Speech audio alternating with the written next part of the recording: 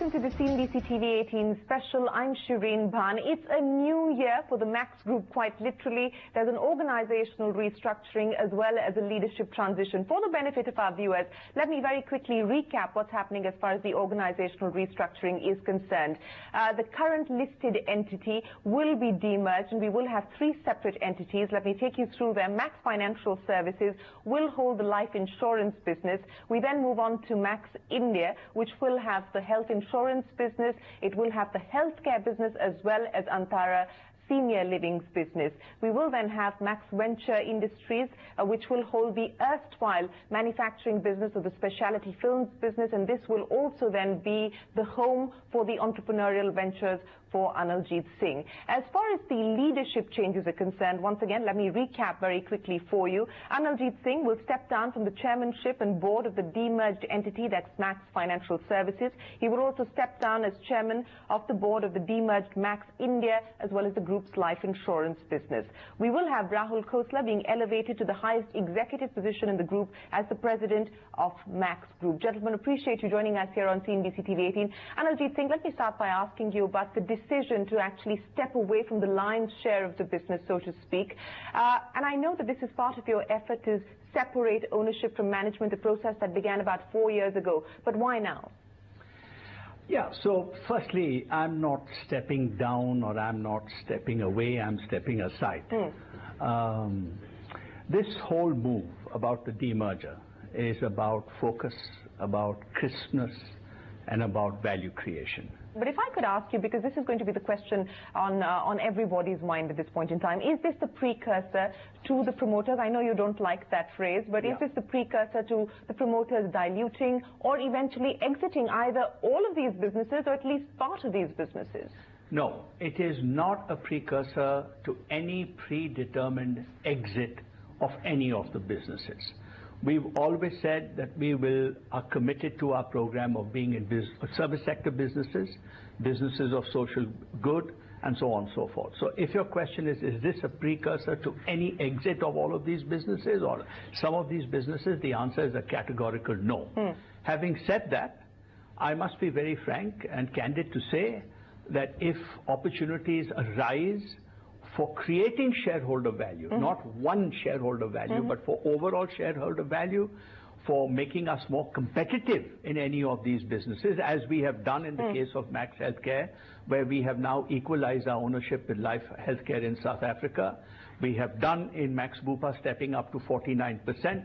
We never agreed to giving the option to Mitsui Sumitomo to go from 26 to 49.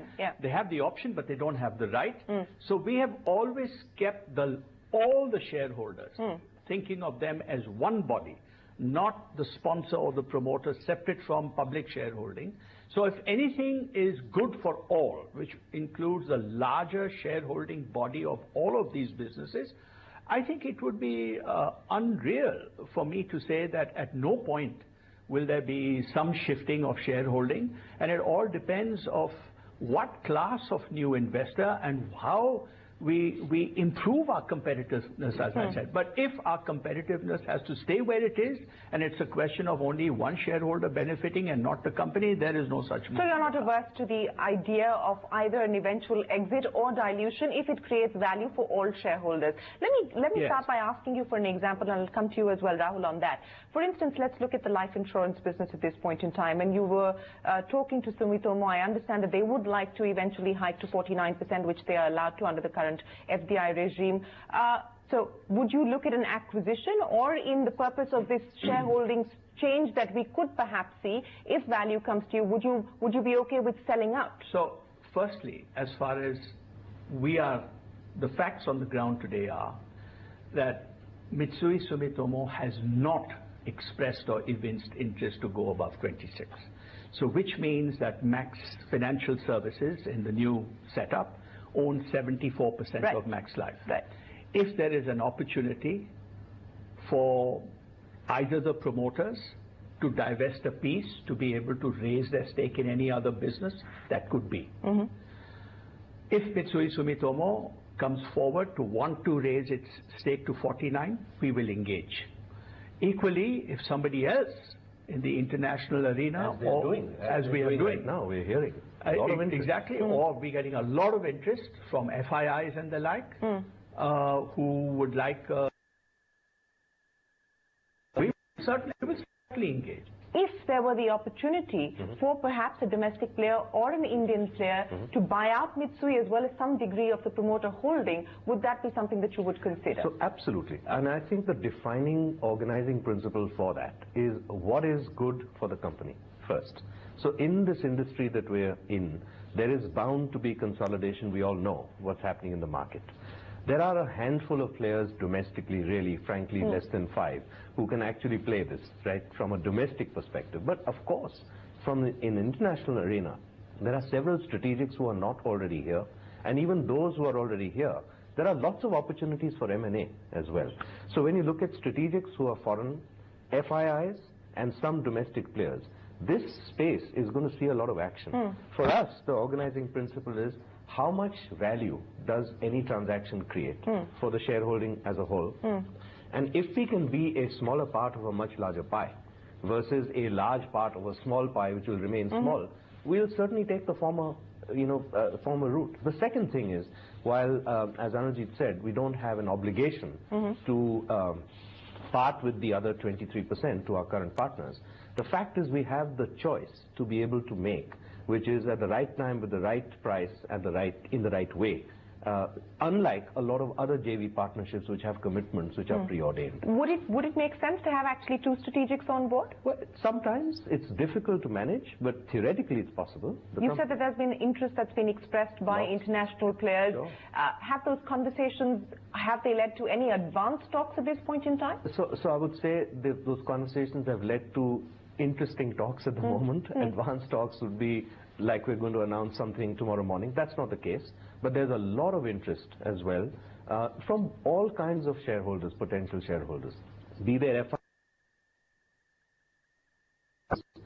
FIIs, investors, to also strategics who are not here, as well as strategics who are here, who may want to do a little bit of consolidation here. So yeah, all three. The possibility, and I ask you this because you already have a distribution arrangement with Access, and they actually have a stake in the company, and they've expressed an interest to hike that further. Given the competitive landscape and largely in the insurance business with the private backing of banks, would it make sense then for an Access Max Life deal? Right. We think it makes a lot of sense. Access is not buying the story, or? No, that's not true. I mean, I think they have priorities of usage of capital, right, which is their prerogative. They are very worthy partners. Let me just say that I think, I wouldn't be boasting if I said that I think we have defined the gold standard for bank assurance partnerships here at a commercial level. Notice that most other bank assurance partnerships are sort of, within the group. Sure. So they're kind of preordained. Here we have earned the right to commercially make sense for both of us. So of course we would love Access to have a larger stake in our company, because we believe that that would invest them more deeply into our relationship, and we would grow alongside them. Equally, they're one of the few banks which does not have a life, a manufacturing license or company within their group. However, we have to respect the fact that Axis Bank is a publicly listed company. They have priorities, and they will use their capital where it makes sense to them. So, yeah.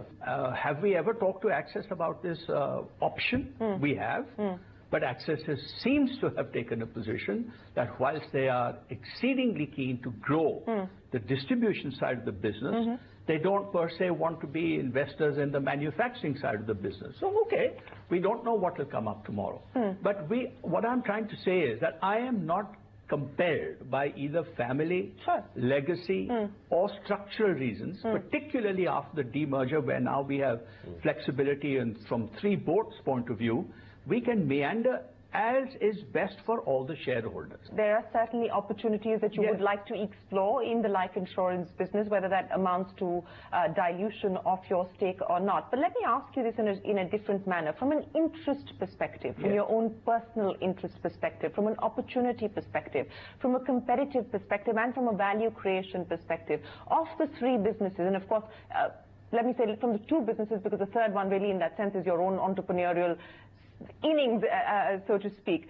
From the Max Financial Services perspective and the Max Healthcare or MaxIndia perspective, where do you actually see the possibility of dilution being much more real today? I think now I'm answering a question that I'm being asked. I'm not trying to make any statement. So we should have that understanding clear.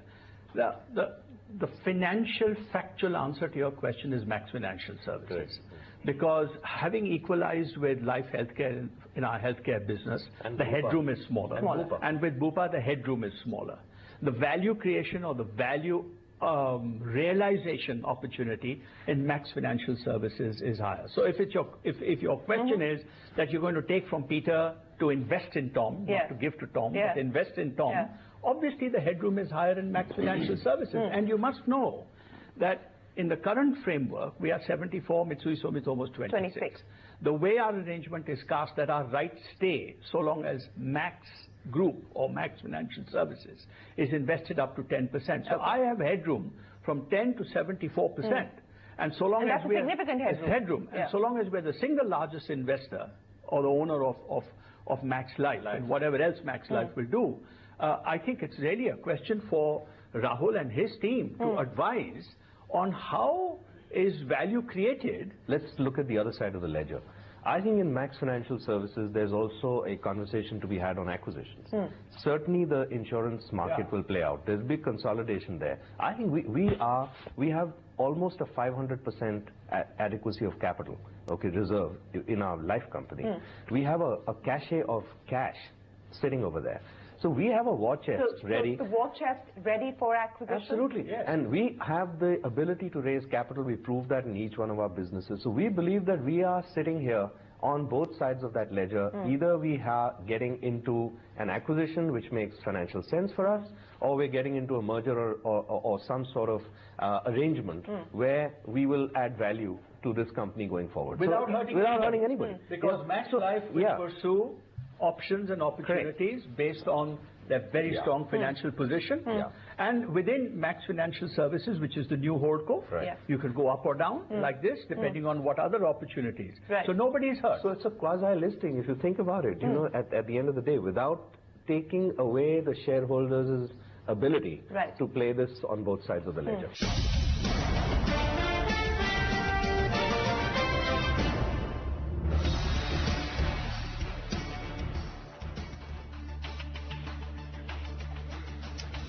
Well, I was just speaking with senior RBI officials, and what we have learned is that the market is unnecessarily worrying too much about the capital needs of banks. This official said that the government has given an assurance to banks and to the RBI that no matter what capital was needed in cleaning up banks' balance sheets, government is fully committed to providing it. The RBI official also said that RBI itself will provide liquidity needs if a situation arose that banks have provided or have had to provide a lot and are in need of liquidity. As well, they are also thinking in terms of giving some regulatory relief. For instance, in India, deferred tax assets are not considered while computing capital. Some relief on deferred tax assets could be given so that the capital requirement reduces. So the sum and substance of the feel that one gets is that government and RBI are on the same page when it comes to cleaning up of bank balance sheets. It is actually to allow growth and not really to stymie banks or stymie growth in any way, and that all parties will come to the aid of the banks if they are short of liquidity or of capital in the process of cleaning their balance sheets. But all parties believe that balance sheets have to be cleaned, and whatever is needed for it will be provided by all parties, be it RBI or be it government. That's what we picked up.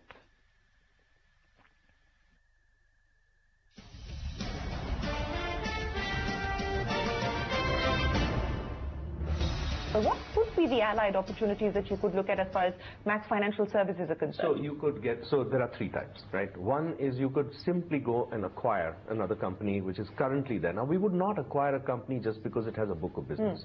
We would acquire a company because it has some tangible assets. Do you have potential targets in India that you've identified already? We have. Have you spoken with anyone? We have started those conversations, and I must say our board is very supportive as well along the axis of these three types of companies. One is a simple acquisition which we could do. Like I said, the acquisition will be based on value.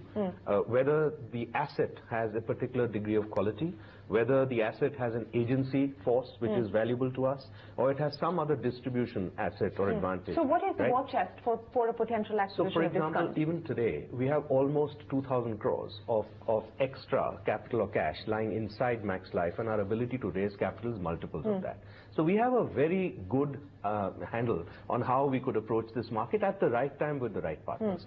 The second piece is actually a straightforward distribution deal for bank assurance, right? Give me a broad timeline by when we could actually see a decision on some of these things. Well, it's firstly the gate only opens on April 1. Right? Sure. Yeah? I would say the next 12-18 months we'll see a lot of action in terms of discussions and so on and so forth. And I suspect it's within that period of time that we will see something break with respect to either distribution or an acquisition or a merger. That's my estimate. Within the next 12 to 18 months. Yeah, for sure. Okay. So these things take time to cook. I mean, you know, you can make a decision, but there are regulatory issues and all kinds of stuff. Since you spoke about the regulatory issues, let me ask you, what could be the potential drivers as well as the potential risks as far as the insurance business is concerned? From the regulatory risk point of view, I understand that is a key concern that analysts are factoring in. What could be the other potential drivers from a value creation point of view, as well as the top? You know, for example, expenses of management, right? Which will go towards protecting policyholders from excessive management overheads. We see that actually in Max Life as an advantage and an opportunity for us. Why? Because I think there are two or three kinds of life companies. Those who are very efficient, which we classify ourselves as. So we have a very small cost overrun relative to everybody else. Our ability, therefore, to absorb a lower cap on expenses of management is much higher. And I think the bulk of the sort of cathartic regulations are sort of behind us. Now it's going to be a matter of sort of fine-tuning going forward to make sure that customer and policyholder interests are protected, the industry sort of grows and develops.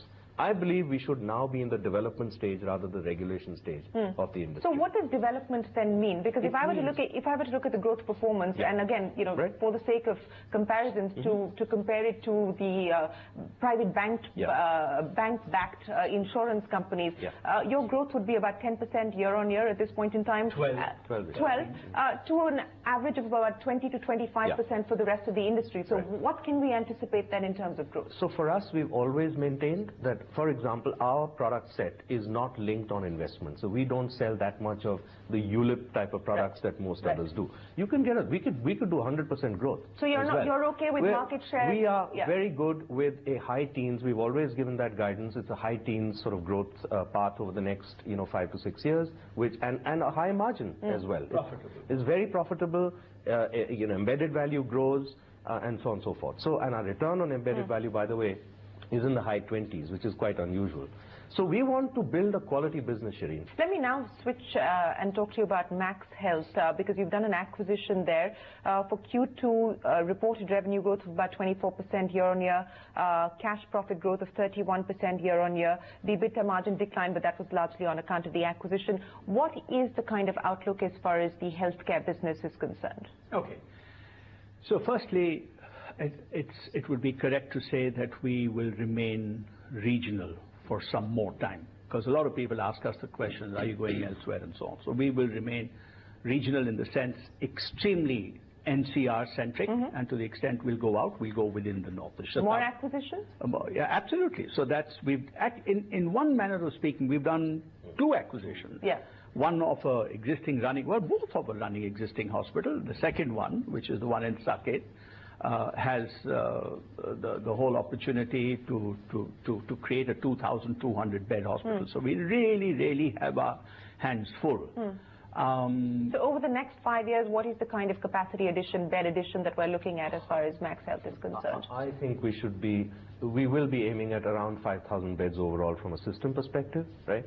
And this acquisition that Anuji just mentioned of building another 1,200 beds next door to our flagship hospital in Saket, will build hopefully a community with almost 2,200 beds in one location. And do you believe that there is potential to eke out even higher margins, because you are higher than your competitors? That's what I was coming to. It's not only the question of the number of census beds, but it's also the opportunity that we now have to go back to the drawing board, to reshuffle the deck, and to increase capacity where we believe we have more prowess. So what kind of cash requirements would you have as far as the healthcare side is concerned? Shireen, this has already been factored into this acquisition.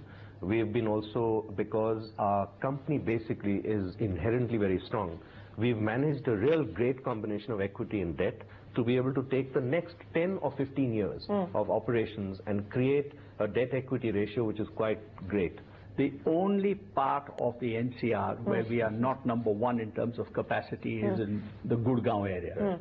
So if we were to find any opportunity, it would be the greenfield or organic, to plug that, we will be the own masses. So that's the area that you're looking at to we would look at be able to enhance if capacity. an opportunity came. Let me then ask you a quick question as far as Bupa is concerned. 28% year-on-year growth in gross premiums and 18% year-on-year decline in losses.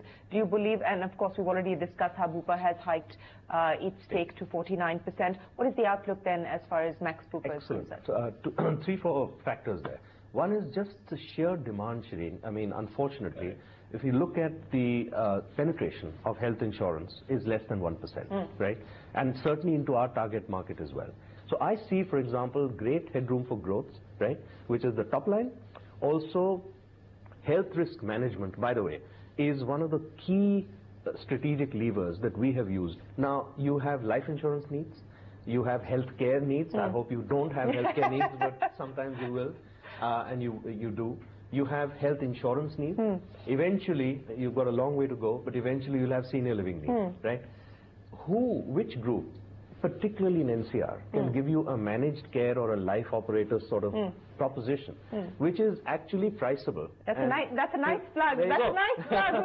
But that's what we want to do. But Rahul is creating a wrapper called, you have a tour operator, so why don't you have a life operator? Right. So he's actually working on this. So, you know, these things take time. And I don't know if this is the right example or not, but let me ask you anyway, because it would beg the question that are we likely to see a Ranbaxy kind of situation play out as far as the Max Group is concerned?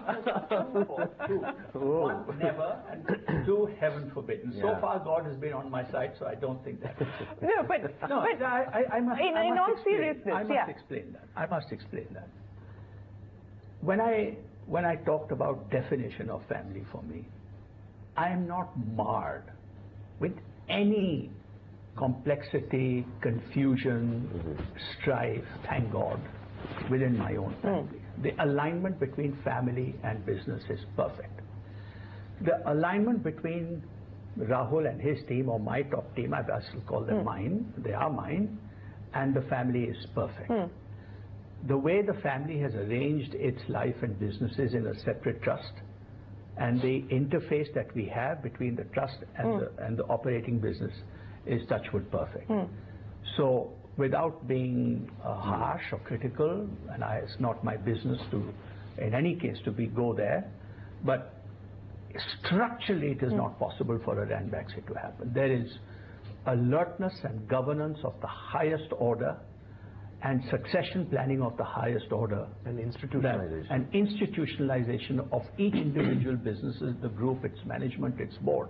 One thing we didn't talk about, you know, when you talked about my stepping down, stepping aside, stepping away, please see how the chair of each business has been chosen. Why have we requested and invited Naina Lal to be chair of Max Financial Services and Rahul to be chair of Max Life? Rahul knows the rhythm of Max Life.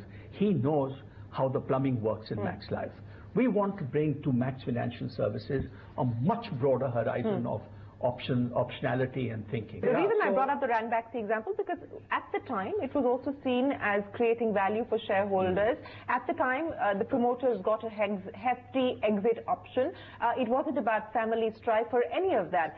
No, but it was about management. It was about management. The public information seems to suggest that one of the reasons that transaction happened, and I had no insight, and I really am not interested in any additional information, but I understand because the management of Ranbaxy was struggling.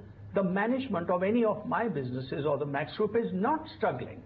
So therefore, there was a gap in there, which was supposed to be filled or plugged by a very large Japanese strategic.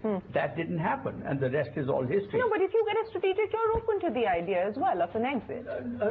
Yes, but the strategic will walk into a very sound management platform, which is what we have today. But one of our prime drivers of our lives, and I'm now speaking for all of us 6, 7 of us, myself, Rahul, Rajesh, Rajat, Mohit, Tara, and so on and so forth, is reputational capital. So we are very alert to these things. That can never happen, really can never happen. I cannot see any scenario where that can happen. You know, business, we're in business, so you can take businces, because business can go up or down. But the sort of the sort of crumbling of a company cannot happen. Well, we wish you both very best of luck, and thank you very much for joining us here on CNBCTV18. Thanks very much. Thank you. Fantastic. On that note, it is time for us to wrap up the CNBCTV18 special. From all of us here, goodbye, and many thanks for watching.